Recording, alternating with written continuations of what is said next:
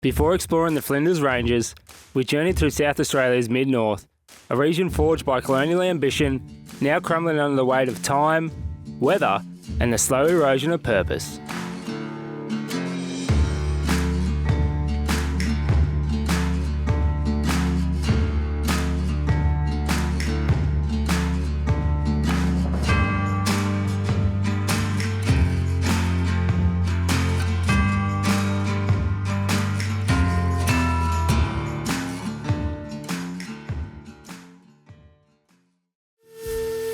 After leaving Mildura, we crossed the border into South Australia and made camp on the banks of the Murray River in Burra for a couple of nights.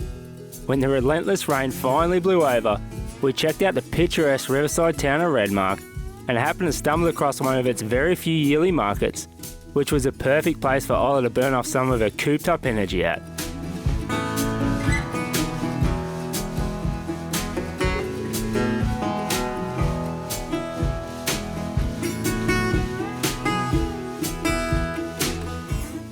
After a quick stop at the Monash Adventure Park, we set off west on the Goyder Highway, stopping soon after at the Overland Corner Hotel. This is one of the coolest historical country pubs I've ever witnessed, and it's a must-stop for anyone travelling through the area. It's an old drover's hotel that was originally built in 1856 as a post office, general store and police station, soon transforming into the pub and having up to 30,000 sheep grazing out the back while the drovers had a few beers and relaxed. What a cool place.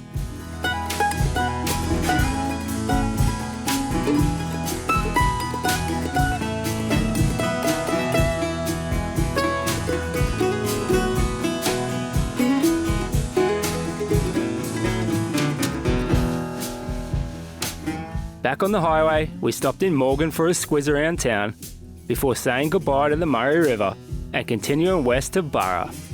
As it was getting late, we decided to head for a free camp just a bit out of town for the night before the sun went down.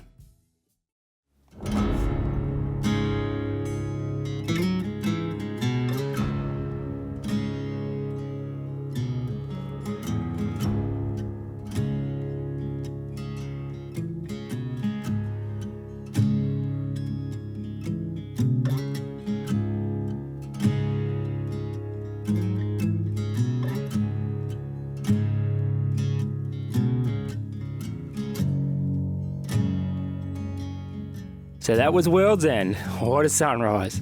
Now off to Burra to find a bakery to warm our fingers and belly after a sub-zero night with a broken diesel heater.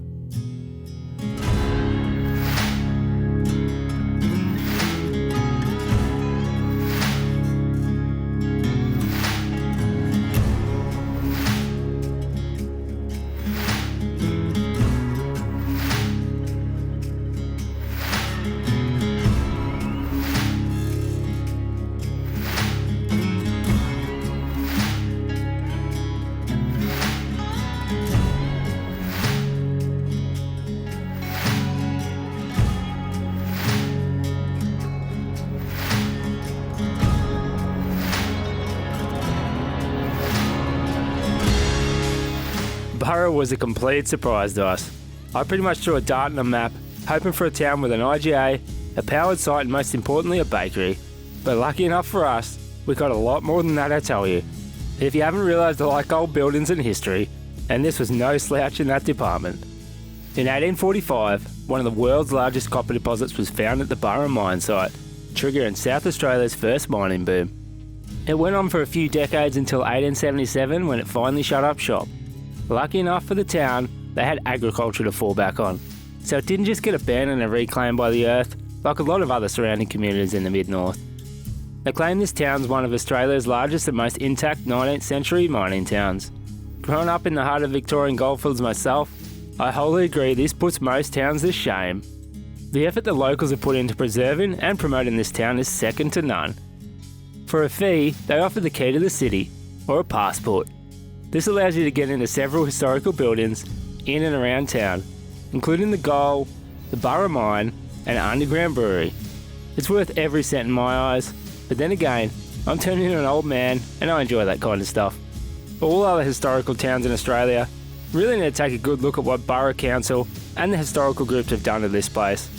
Take a leaf out of the book and preserve your towns and cities for future generations like these guys have. I understand money's an issue, but it's a damn shame to see the state some of these places are in. Once they're gone, they're gone.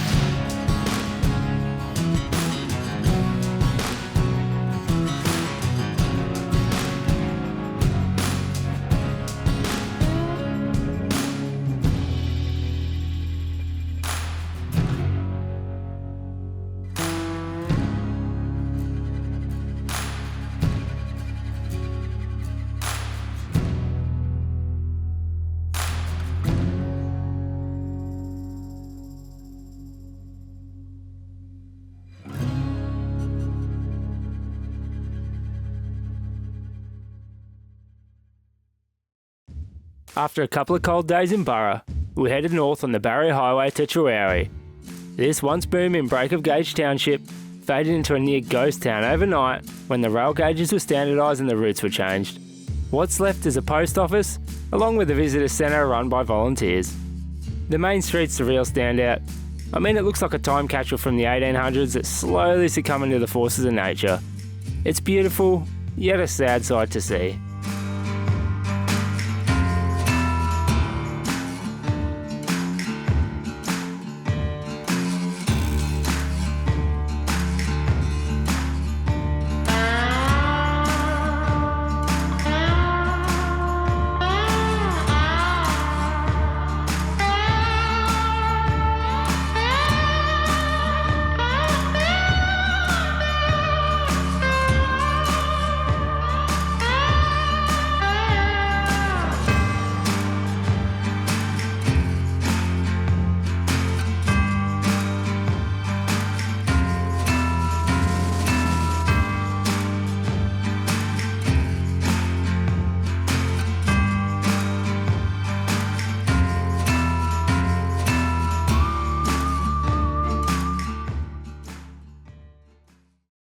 Next stop, Peterborough. Like Terowie, this town was built around rail, and in its heyday, it was one of the most important junctions in the country.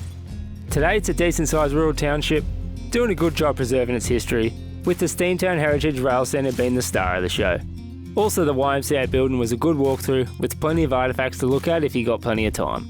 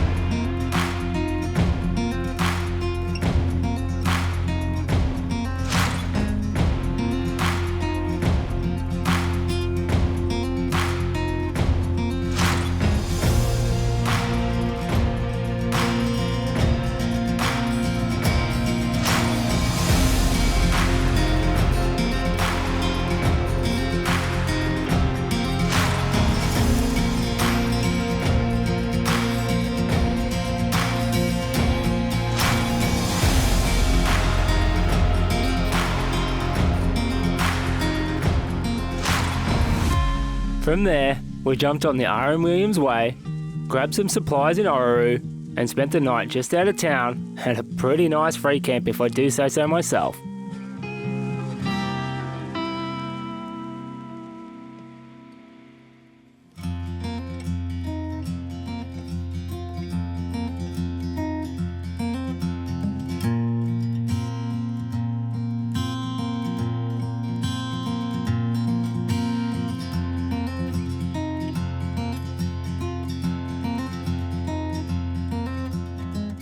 The following morning, we stopped in and checked out some ruins from Wilson Historic Site, a tiny 19th century community that was abandoned due to lack of water. It's the perfect example of a long-gone Australian frontier, with all that been left is the crumbling stone, rust in metal, and forgotten graves. Next up, we continue our South Australian road trip by spending a few days exploring the stunning Flinders Ranges. If you're enjoying this series, chuck us a like and subscribe if you haven't already. And as usual, thanks for watching and catch you next time.